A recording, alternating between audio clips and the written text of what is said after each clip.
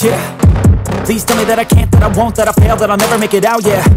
Please tell me all the bad, never good, fill my head full of every single doubt, yeah. Please say any negative thoughts, I pop off when I hear people say I cannot. I get off to the thought of proving everyone wrong, I won't stop to the top, so you better back off and get lost. I'ma stay loud, stay proud, never running out, never heading south. I'll be spreading out, call it word of mouth, can't put me down, I'll be getting loud. You can have it douse, not what I'm about, have your cloud, it be raining now. I keep making sound, go another round, I'm legend bound, can't stop me now.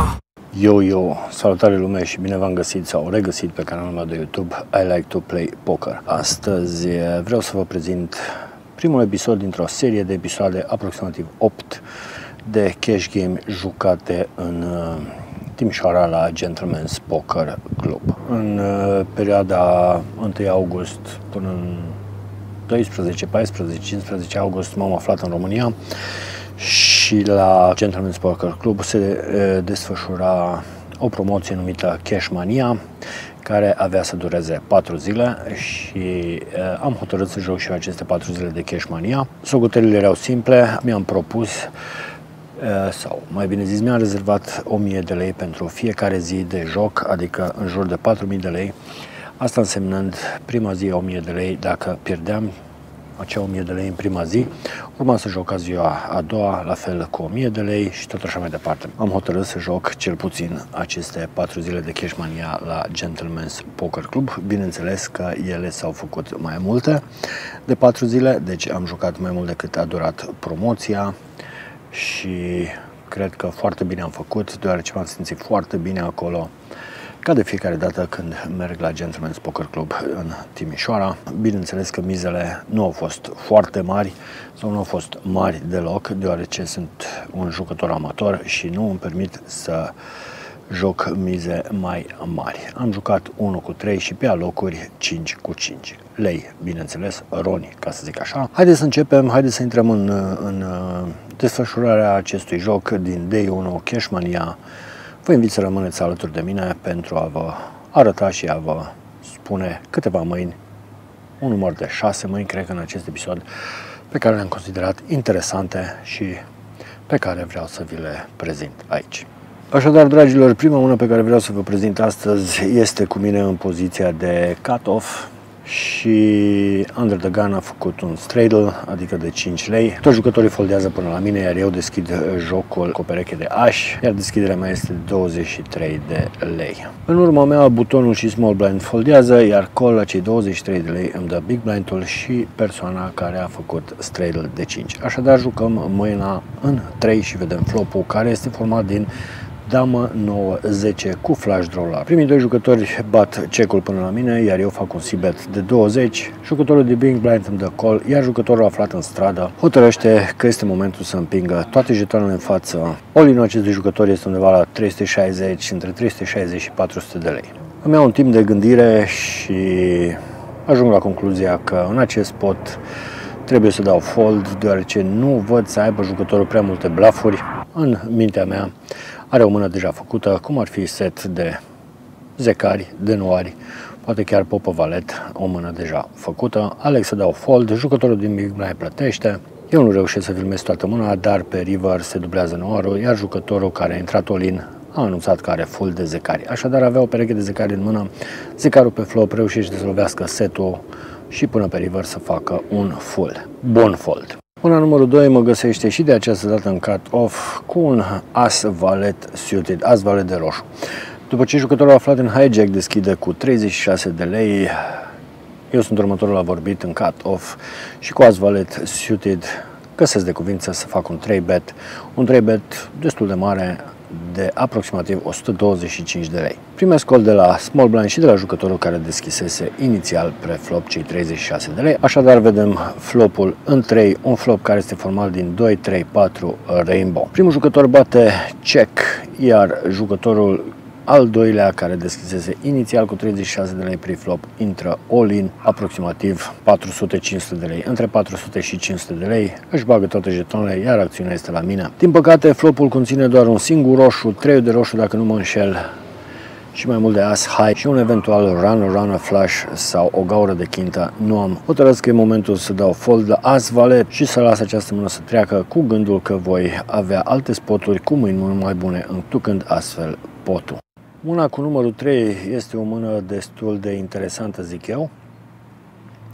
Mă aflu în poziția de buton și primesc 7-8 offsuit. După ce un jucător sau doi dau call la blind, hotărăsc în poziția de buton 7-8 offsuit. Dacă vreau să joc, trebuie neapărat să joc cu raise, așadar fac un raise de 20. Primesc 4 call-uri și flopul vine 10-4-8 rainbow. În special cu această mână lovesc a doua pereche de pe flop și îmi zic că nu e chiar atât de rău cu un 7-8 offsuit să lovește a doua pereche. Primii doi jucători bat check-ul, iar al treilea jucător face un bet de 20 de lei. Urmez eu. Mă întreb care ar putea fi mâinile cu care acei jucători ar putea să facă acest donk bet de 20 de lei și nu bate check-ul până la mine. Nu găsesc mare lucru, mă gândesc că poate trage la o chintă. Poate a lovit și el ceva de pe flop, cum ar fi un 4, poate chiar un 10, de ce nu, și face un donk de 20 ca să vadă unde stă, așa cum spune majoritatea jucătorilor. Hotărăsc că este mâna în care trebuie să fac un raise, așadar pun jetonul unul peste altul și împing 75 de lei înăuntru. Ceilalți 3 jucători foldează, iar rândul este la acest jucător care a făcut un donk bet de 20 și îmi dă call. Turnul este unul destul de interesant, zic eu, se deschide asul de roșu, iar jucătorul înaintea mea bate check-ul.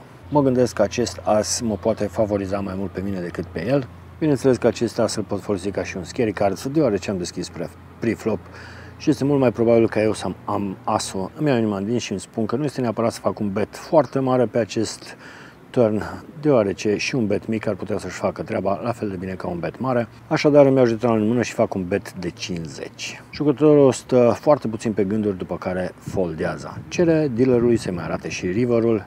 Ultima carte, care este un 3, jucătorul dă cu pumnul în masă și aruncă cărțile pe față, spunând că ar fi făcut 2 perechi și într-adevăr în mână avea un 3 și un 4.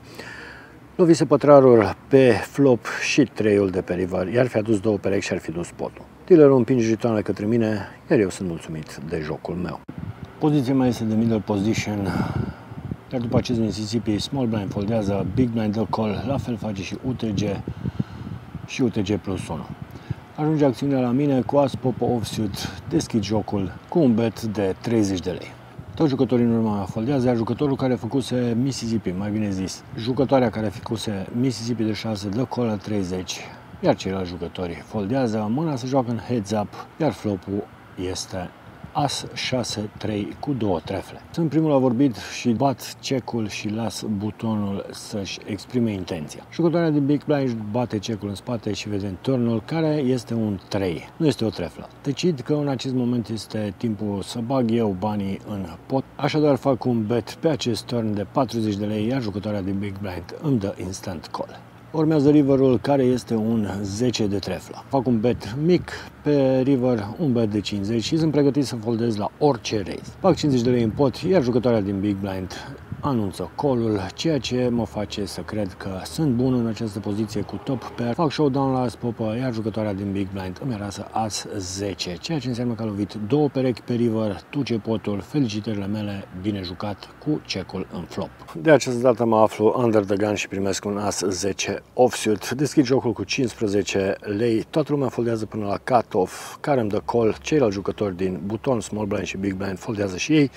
Suntem heads up la flop. Un flop care este compus din 9, 5 și 6 cu 9, 5 de romb. Sunt primul la vorbit, bat check-ul, iar jucătorul din cut-off decide să facă un bet de 40 de lei. Având asul de romb în mână, nu îmi dau seama exact ce poate reprezenta acest bet al adversarului meu. Având 2 cărți peste board și posibilitatea de run flash sau run chintă, aleg să dau call. Turnul este unul destul de interesant, un 10 de romb, ceea ce înseamnă că completează în acest moment culoarea sau eventualul draw la care adversarul meu ar fi putut să tragă, de aceea bat check-ul. Adversarul meu face un bet de această dată de 60 de lei. Neînțelegând prea multe din acest bet, îmi zic că am lovit o pereche, am top pair, top kicker și flash draw la nuts, așadar aleg să dau call-ul. Urmează riverul, care este, în opinia mea, un blank, adică un 2 de treflă. Bineînțeles că nu-mi completează culoarea maximă, dar așa cum am spus deja, acest 2 mi se pare un blank. Nu pot vedea cum adversarul meu ar fi putut să-și îmbunătățească mâna cu acest 2 de treflă. bat check-ul, iar adversarul meu face un bet de 125 de lei pe river. Un bet care mă pune puțin pe gânduri. Un 7-8 înseamnă că ar fi avut chintă de la început, de pe flop ar fi avut chintă naț. 10-le nu poate să-l ajute foarte mult doar dacă ar fi avut culoare, iar acest 2, așa cum am spus deja, este un blank. Mă gândesc că adversarul meu nu poate avea la fel pereche de valeți sau mai bine cum ar fi dame, pop sau aș, doar dacă ar fi jucat tricky și ar fi dat call cu popii, cu damele sau cu așii pre-flop la betul meu de 15, ceea ce este foarte improbabil. Plătesc cei 125 de lei, iar adversarul meu face showdown la o pereche de pătrari. Interesant. Foarte interesant cum adversarul meu a ales să-și transforme mâna în bluff, simțind probabil că nu este bun și că nu poate câștiga cu perechea de pătrari. A ales să facă un bet de 125 pe river. Fac și eu showdown la as 10 și duc mâna.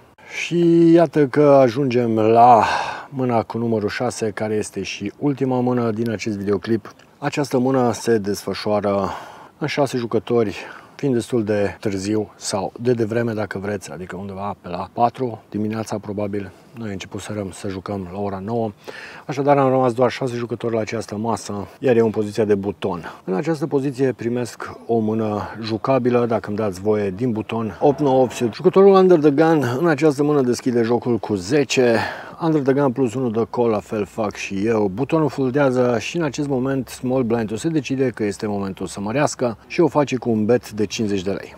Big blind-ul de call, jucătorul under the gun și under the gun plus 1 dau și ei call. Este rândul meu, am 8-9 offsuit, potul este deja de 200 de lei, plus cei 10 lei mei deja care i-am băgat în pot, adică 210.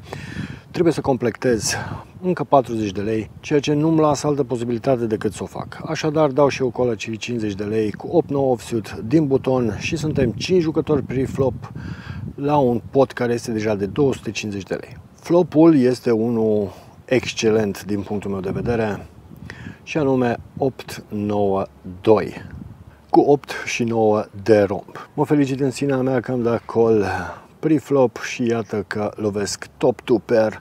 Nu cred că se putea mai bine de atât în afară de seturi. Dacă aș fi avut o pereche de 8 ari, de 9 ari sau de 2 ari, ar fi fost cu siguranță mult mai bine, dar nici cu top 2 pair nu pot spune că mi este frică de ceva. Acțiunea începe cu small blind, care deschise pre-flop la 50 de lei, care bate check-ul acum. Iar jucătorul din big blind face un bet de 155. Under the gun și under the gun plus 1 foldează. În acest moment potul total este de aproximativ 405 lei, iar sacul meu este de aproximativ 600 de lei. Stau și mă gândesc care sunt cărțile cu care acei jucători din big blind ar putea să facă acest bet de 155 după ce small blind-ul a bătut check. Este evident că are foarte puține seturi de 8 ari, de 9 ari. În cel mai rău caz poate avea setul de 2 ari. În rest îl pun în tot felul de draw-uri, cât și combo draw-uri, cum ar fi draw la chintă sau draw la culoare, 2 overe cu draw la culoare și așa mai departe. După ce am făcut aceste analize, nu știu dacă au fost corecte sau incorrecte, hotărăsc că este timpul să-mi bag toți banii, iar dacă este să aibă setul de 2 ari, fie să ducă mâna, să fie sănătos. Și dacă alege să dea call cu draw-urile lui, la fel, dacă îi pune, iar dacă nu îi pune, am șansa să duc aproximativ 1500 de lei în cazul în care acei jucători îmi dă call.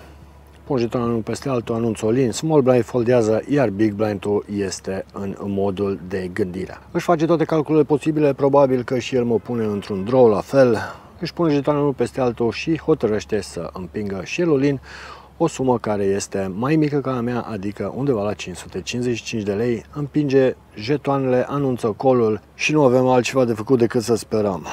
După o mică discuție ajungem la o concluzie că este mai bine pentru amândoi ca să dăm turn-ul și river-ul de 2 ori. Îmi spun în sinea mea că în cel mai rău caz poate vom împărți acest pot în eventualitatea în care îi pune și lui la draw-ul lui. Nu-i spun ce am, nu-mi spune ce are, urmează turn-ul și river-ul. Vă las să priviți această mână live.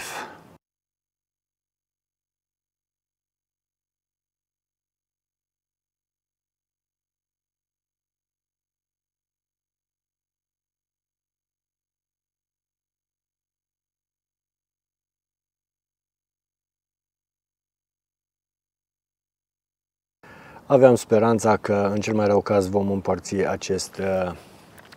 acest pot, iată că de această dată l-am pierdut pe ambele turnuri și ambele river. Cum ați văzut deja, a pus a doua pereche sus, ceea ce îi dă o pereche mai mare. El, având zecari în mână, face zecari cu 2 ari, iar pe bordul numărul 2 face setul de zecari, ceea ce înseamnă că mă bate pe ambele. Dealerul împinge jetoanele către mâna câștigătoare, care este adversarul meu, cu perechea de zecari.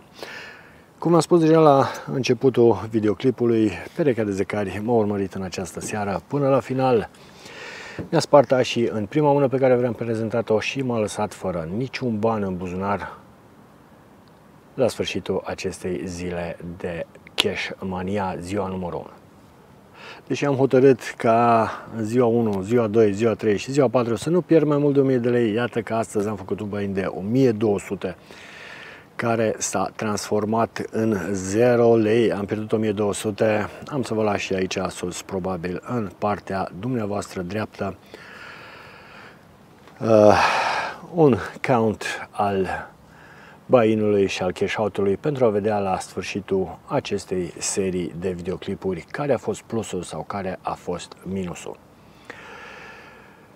Încă o dată vă mulțumesc că v-ați uitat la acest videoclip. Vă rog din suflet, dacă v-a plăcut ce ați văzut în acest videoclip și veți dori să vedeți în continuare astfel de videoclipuri, este foarte, foarte important pentru acest canal abonarea voastră, interacțiunea voastră cu acest videoclip, cum ar fi comentariile și, de ce nu, chiar și like-urile, ar fi foarte binevenite. Aș aprecia foarte mult această abordare a voastră, așa cum am spus, comentariile, like-urile și abonarea în special.